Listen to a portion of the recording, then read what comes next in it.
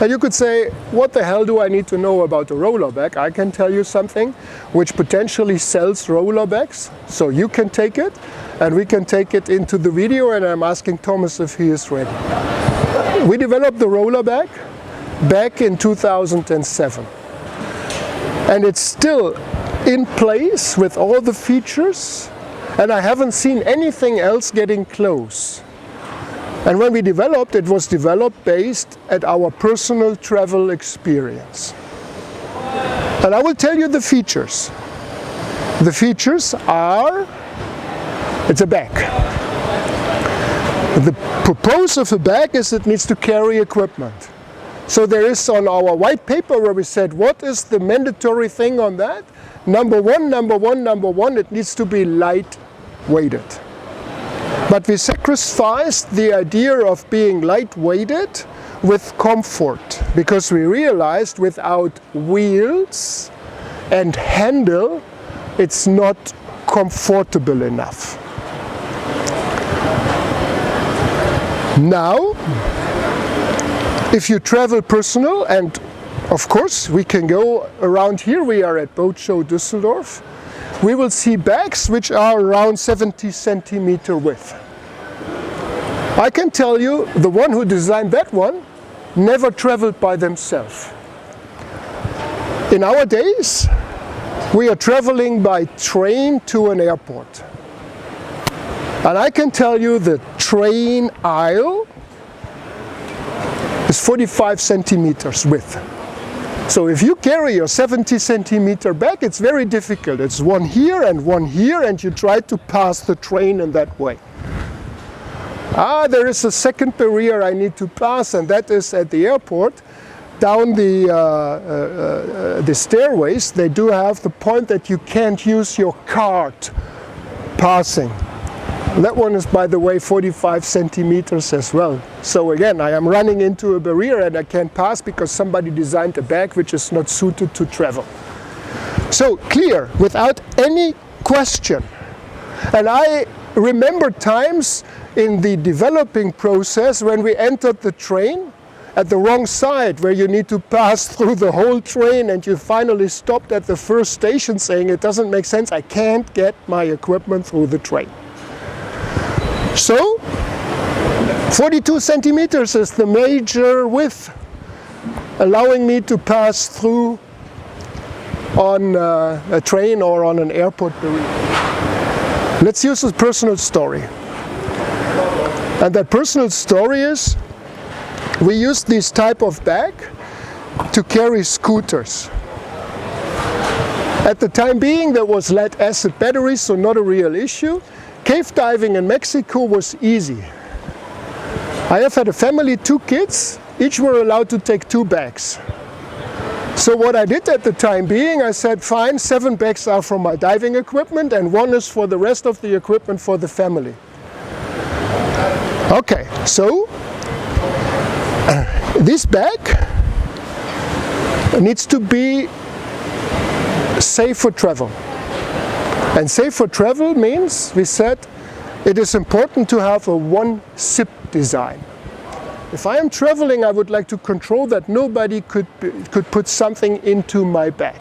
And if I have a typical diving bag with 8 departments, fin, mask, snorkel, regulator, blah, blah, blah, I need to control 10 zippers, 10 departments.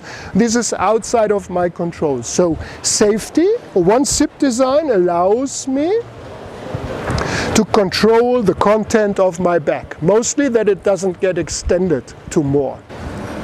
I can high adjust the load of the bag by just these straps. This is the smallest load I can have, and I can extend it to the highest load up to here, which by the way is exactly a scooter shroud, 42 centimeters, which needs to fit in there. One zipper, high adjustable, big load, requires to have some components in the inside. And we decided to make that inside components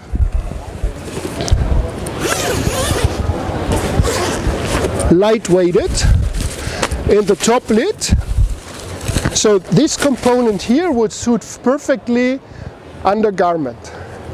It would suit perfectly your clothing if you are on a dry suit and you change. These smaller department on the top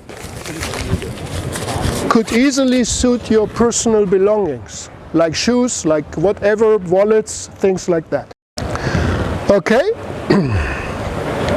I told you about the handle and the wheels, and so we developed that bag for a dynamic load of 70 kilograms, and you did see what I did. It's justify coming down the stairway, which I do. I will not lift it. It's going down on the wheels, 70 kilograms. And the handle, of course, if I am storing it into the airplane, needs to be hidden. If you arrive in Mexico at customs, they do have a red button. And you need to hit that. And then somebody decides if all your luggage will be controlled or not. That somebody is a computer flashing a red light.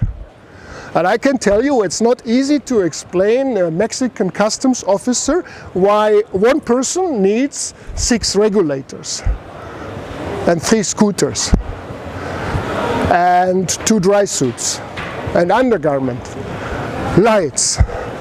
So, flying to Mexico means you are flying with the time. You are tired. If you arrive there at 6 p.m., you are tired. There is another way in Mexico, because in Mexico the income structure is not as high, so you can rent a cart. For 8 bags you need 2 carts. They write on it $10, which are 10 Mexican pesos. But in the end, the guy staying there is still convinced it's $10 US. And he is convincing you that you are paying $10 US to rent that cart. So you just pass the customs, and 20 meters after is a big sign, no carts allowed. And then somebody staying there with a pallet track or with a hand pallet. So I thought, if I unload to him, it's the next $100 US. I am quit to get out of the airport. So what I decided fine, 2 kids, 2 adults, so each 1 bag out, and 1 stays here controlling the 5 bags, 3 are getting out. You get out, and on the way back in to take the rest of your bags, it's a sign no entry. So finally, it's needed to carry these bags together. And even that is in the design. If I would like to do these things, I can easily go, I can strap them together, and finally I can load them together to carry them out. So if you ever get to a liveaboard and you need to part a piece of wood which is smaller than the wheels, it's nearly impossible. So exploration equipment needs to allow me to carry it on my back. It's relatively easy. I do have a backpack mounting in there. I take it out.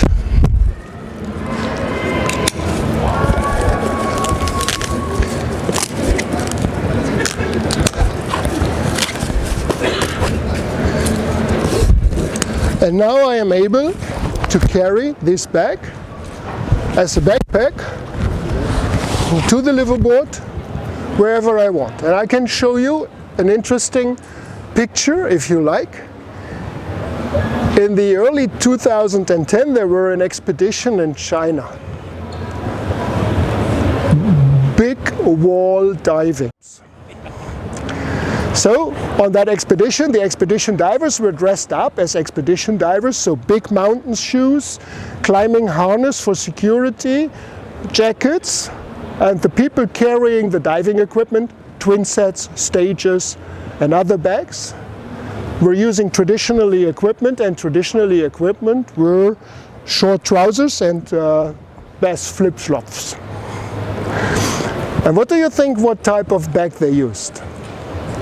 This one. That is the only way to go and try it out. It's the only way to go up if you need to go long distance, and you truly can go long distance. It's not really uncomfortable to do.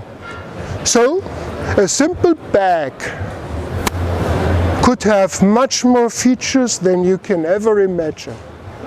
If you design something based on your own experience and you transfer that experience why it is designed in that way, people will buy it.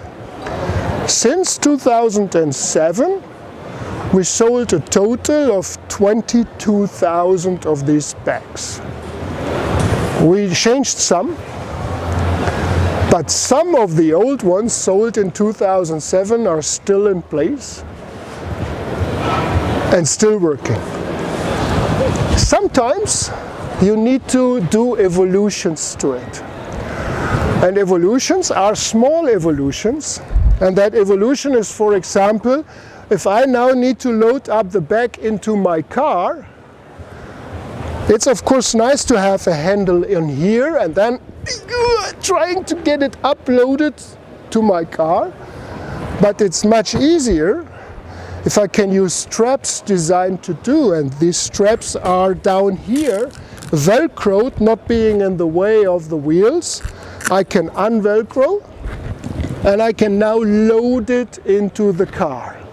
If my car is having a trunk which is different, I may do different.